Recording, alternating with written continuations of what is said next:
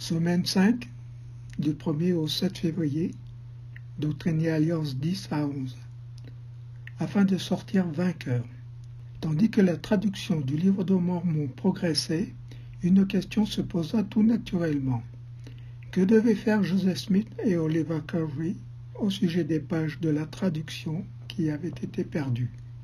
Il aurait été logique de revenir en arrière et de retraduire cette partie, mais le Seigneur voyait quelque chose qu'il ne pouvait pas voir.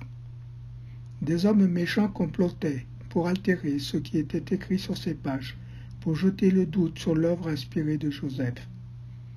Dieu avait un plan pour contrecarrer les efforts de Satan et compenser ce qui était perdu.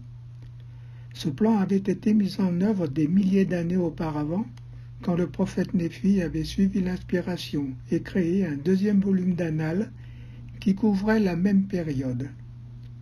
Plus tard, Mormon inclut ces annales dans le livre de Mormon, dans un but sage, connu le Seigneur.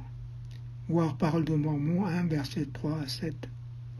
Le Seigneur a dit à Joseph, « Ma sagesse est plus grande que la ruse du diable. » Doctrine et Alliance 10, verset 43.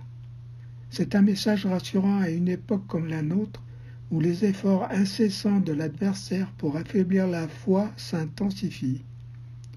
Comme Joseph, nous pouvons être fidèles et continuer dans l'œuvre que Dieu nous a demandé de faire. Verset 3. Nous découvrirons alors qu'il a déjà préparé un chemin, de sorte que les portes de l'enfer ne prévaudront pas contre nous. Verset 69. Voir les saints, tome 1, page 54 à 65.